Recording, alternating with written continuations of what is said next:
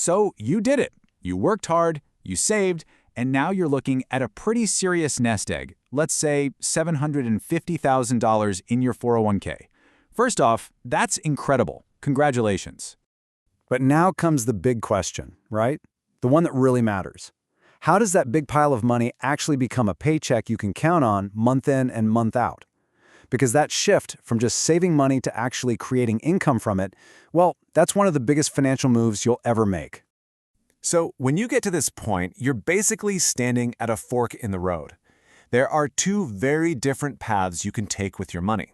And what's wild is that the path you pick can totally change how your retirement looks, even though you're starting with the exact same amount. Okay, let's make this super clear. Let's look at the traditional path first.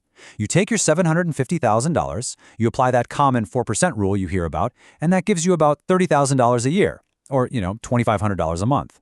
Okay, now look at the other path, the structured income path. With that same $750,000, you could potentially be looking at something more like $3,000, $4,000, even $5,000 a month. Now that is a difference you'd really feel every single day. So what's the difference here? It really boils down to your mindset. On one hand, you have the withdrawal mindset.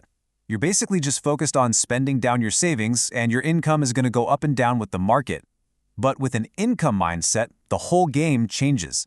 The number one goal is creating that predictable paycheck first. It's all about consistency. And why does this difference in approach matter so much? Well, it's because there's this hidden risk in retirement, something a lot of people just don't see coming until it's too late. And it's exactly why that simple withdrawal plan can be, well, pretty fragile. So here's the thing. The biggest threat to your whole plan, it isn't running out of money 20 years from now. It's a bad market downturn right at the beginning, in those first few years of your retirement. There's actually a name for this risk. It's called sequence of returns risk. Sounds technical, but it's pretty simple. Imagine the market tanks right after you retire. If you're selling your investments to live on, you're forced to sell when prices are low. You have to sell off more of your portfolio just to get the cash you need, and that can do permanent damage. It makes it so much harder for your savings to bounce back. Now look, I'm not saying one way is always right and the other is always wrong. Not at all. Every single strategy has trade-offs. It's all about figuring out what's most important to you and your own retirement. Let's break down what those trade-offs actually look like. Say you want maximum flexibility. You want to be able to grab your cash whenever you need it. Great. The downside? Your income can be pretty unpredictable.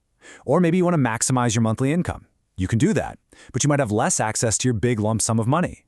And if you want to guarantee that your income won't drop no matter what the market does, well, you might have to give up some potential for long-term growth. See, there's no one-size-fits-all answer. It's about what you value most. So all of this really points to what the real goal is here. It's about a complete shift in how you think about your money. For decades, your only job was to make that account balance get bigger. Now, the job is completely different. And why is this shift so critical? Think about it. Your retirement could last 30 years, maybe even longer. That is a long time for your money to keep paying you, and that income stream has to be tough enough to survive anything the economy throws at it. And that brings us to maybe the most important takeaway of all. When it comes to retirement, it's not really about how big your nest egg is. It's about how reliably that money can generate income for you, every month, every year. But here's the good news. This isn't some big mystery. This is a problem that has been solved. There are well-known, established strategies out there to structure an income plan. The only trick is figuring out which one fits your goals. And you've got options. There's that 4% rule we talked about. There's something called the bucket strategy, where you divide your money for different time frames. Some people use what are called guardrails to adjust spending. And others focus on building an income floor with guarantees. All of them are different, and they all have their own pros and cons.